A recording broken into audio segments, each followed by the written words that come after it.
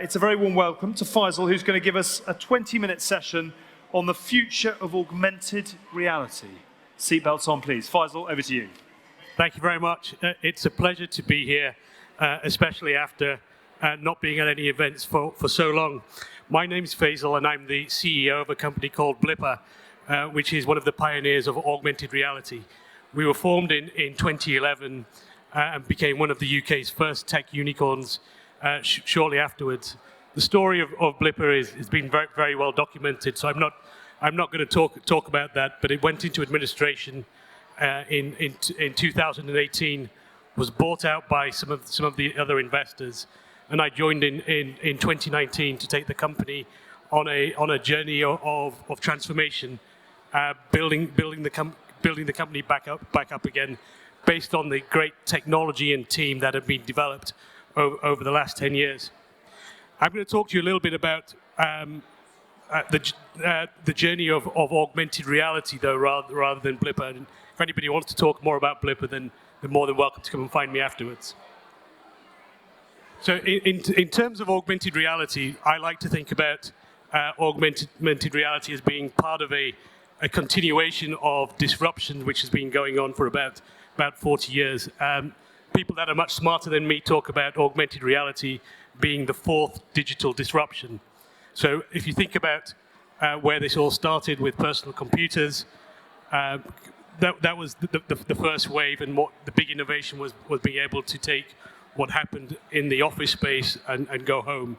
So that's things like gaming and word processing, which were made free, were untethered, and people were able to do what the types of things they did previously in the office at home. That was wave one. Wave two was taking what was being done, and disconnecting, allowing that to be connected by the internet. So that's connecting all the world up using the World Wide Web. The third wave was allowing all of that connectedness to happen on personal devices. And the fourth wave is now augmented reality or virtual reality or XR. And why that's really important, I think, is because it allows a different type of reaction, a different type of engagement with digital and technology. It allows a contextual, intuitive, and empathetic connection with technology.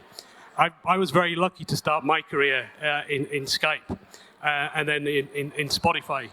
And at Skype, one of the things that we did was we allowed people to talk or do video calls wherever they were.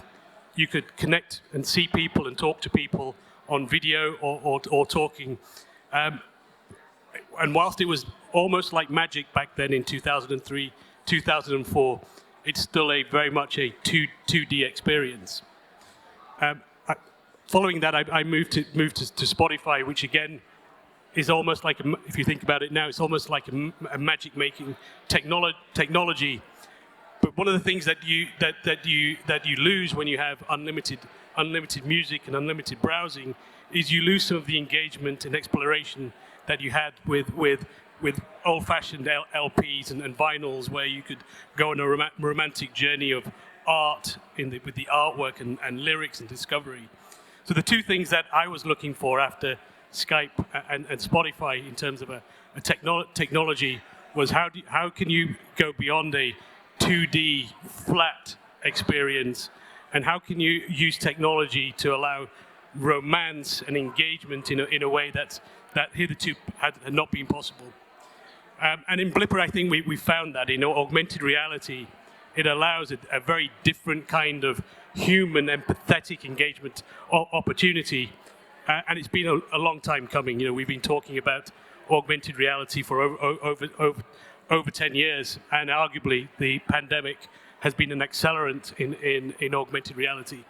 I'm going to talk about and show you what happened this time last year with one of our big clients, which is a company called OnePlus, which is the third largest telephone manufacturer in the world.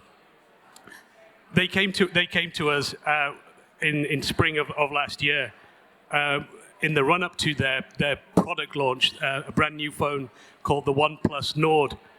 And they were planning a brand new phone launch, which is normally done on a large stage with the CEO coming on into an exhibition center, either in Shenzhen in China or San Francisco.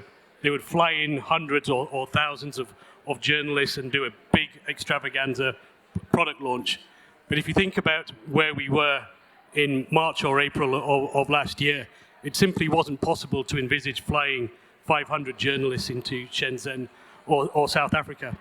So they came to us saying, could we use augmented reality to recreate an experience of Carl Pei, their CEO, coming onto a stage and doing a product launch, especially given that the product that they were launching was a 5G phone.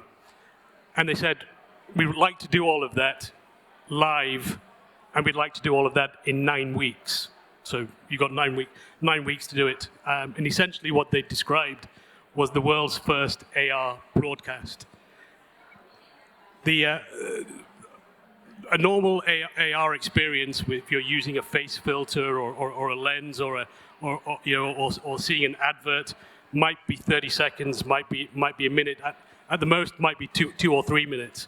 But what they were asking for was the whole of an exhibition launch experience, which is about 30 minutes and had never been done before. But we took on the challenge and we started work on building a live broadcast experience. And as you can see on the screen behind me, what happened was the users would hold up their mobile phone, and we would create a stage in front of them. That stage was unique to every experience, because some people would be putting a stage on their dining room table, some people would put it on their kitchen table, and some people would put it on the floor. So the actual experience was unique to each user. And we brought this experience after 9 weeks. Carl Pei appeared on stage. They asked us to do this for 500 journalists. That's how it started. And as we went along, and as the excitement grew, but also as it became increasingly obvious that there was going to be no possibility of doing anything live, they said, can we invite some fans to this experience on top of the 500 journalists? And they said, look, we'd like to expand it to 500 journalists and 5,000 fans. The OnePlus have fanboys and fangirls like Apple. And so we said, sure, this is absolutely scalable. There's no reason why we can't expand this to 5,000 fans. And those invites that we started sending out started to get traded on eBay and Amazon. And so we were asked to say, can we increase the number of people watching this? We went from 500 journalists to 5,000 fans. And on the day of the launch, which was in July of last year, 627,000 people saw a live experience, the world's first live AR broadcast. We were because of the size of the audience, and we certainly weren't expecting 2/3 of a million people watching this experience. We had to configure our systems to be able to handle a very large number of people doing something which had never been done before. This is almost like a unique TV broadcast where every single stream is unique and everyone sees something slightly different because it has to dimension to your space. So in terms of the infrastructure that we had to put together, we configured a system that would allow adaptive streaming. So no matter if you're using Wi-Fi, 3G, 4G, or 2.5G, the image would still resolve in high quality. We had to create our own network and 28 points of presence around the world, because OnePlus needed to make sure that there was no failure. Whether it was 500 people watching, 5,000 people watching, it just had to work. So we configured 28 points of presence, and during the half an hour that we were live, we pumped out over 27,000 gigabits of data. This is a unique experience because every single one of those 27,000 people saw a unique experience. That's 27,000 gigabits of data. And to put that into context, that's 1% of India's internet capacity in one day. So that was a 30-minute broadcast. So quite a big event. And in terms of the success of that event, the OnePlus phone that you saw became not only OnePlus's best-selling phone ever, but Amazon tell us, and Amazon is the primary retailer of OnePlus phones, tell us they sold out of phones in France, Germany, Italy, Finland, and in India, which is OnePlus's biggest market. Amazon India report that is the most successful product launch of all time in any category. So it does work. But clearly, we've been talking about AR for a very long time. It's taken, Blipper was created 10 years ago, and it's taken a long time to get here. And arguably, we're still very much on day one, and we're creating a lot of, as in the case of the launch that I just described, that was a world's first. We're still doing many world's firsts. But it's taken us 10 years to get here, and there's for a number of reasons. The power consumption of a phone 10 years ago when Blipper was created, we have to remember we were using iPhone 3s, iPhones 2s, and we were using 2.5G network. So the ecosystem simply wasn't ready, and the devices weren't ready. The price point was massive. Trying to create an environment where you could pump around the world 27,000 gigabits of data 10 years ago was significantly more expensive than it is today. There was no app ecosystem available. So if you think about the phones that we now take for granted, the smartphones, they're only 15 years old. So when Blipper started 10 years ago, trying to get the app system to incorporate AR was too early, and there wasn't enough social media back then to get the virality. But I've included an example here of how far we've come. If you think about Pokemon Go, which is probably the most successful example of AR, that was the first time any app or experience had got to 50 million users in 19 days. So previously the fastest growing experience to go from 0 to 50 million days was WhatsApp, which did it in 1 year. Pokemon Go got to 0 to 50 million users in 19 days. So I think it's one of the proof points that AR is not coming, it's actually day one, and it's already here. And what's changed over the past 10 years? So we've addressed many of the issues that I talked about on the last slide, but also 5G is a massive facilitator. When I talk to both networks and content owners, one of the things I ask is, what is the problem with 4G that we're trying to solve with 5G? So is it because 4G doesn't allow Netflix? You can't stream video. We can't get enough Twitter. We can't get enough Facebook. What is it that we're trying to do? And there are very few answers for what 4G can't do that requires us to upgrade to 5G. And for me, the answer really is 3D immersive content. So it's the idea of being able to interact with something which does require 100 times the bandwidth of 4G. But for most things that we do today, 4G has perfectly adequate bandwidth and latency. But if you're as an operator, if you're trying to sell 5G and have people spend more money, you need a reason for them to come with you on that journey. And AR is a great reason why people will upgrade. We all know that AR glasses are on their way. Snap have recently announced their new glasses, and we think there are going to be more glasses coming from some of the big American companies in the next few years. Tech ubiquity.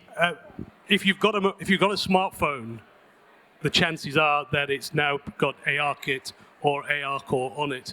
which now means that the AR tech stack is available in 4 billion phones around the world already. So almost every smartphone in the world is already an AR-ready smartphone. So this is a technology which people have in their pockets, which is just waiting for the content to come. There's huge investment in software and hardware by some of the American companies. In fact, Mark Zuckerberg only last month said that 20% of Facebook's employees are now working on AR or VR. So we know that this is coming, and we're starting to see some of the manifestations of that already. And this time last year, when people were first going into lockdown, Google incorporated mobile AR into native mobile search. So for the first time, when you did a search for something like a panda or a tiger or a bear on your smartphone, you'd get an option to see that animal in 3D, and those animals were being shared all over the place on social media this time last year, and that was 3D natively inside of Google search, which I think is a pointer of the way that things are going to evolve when search engines start to make AR available as an option in search. Then whether you're a retailer or whether you're a product owner, you're going to want to show your product in the best possible light. And the last slide I wanted to show was where I think AR is going to have its biggest impact, which is in e-commerce. AR is a platform and can be used in education, healthcare, advertising, marketing.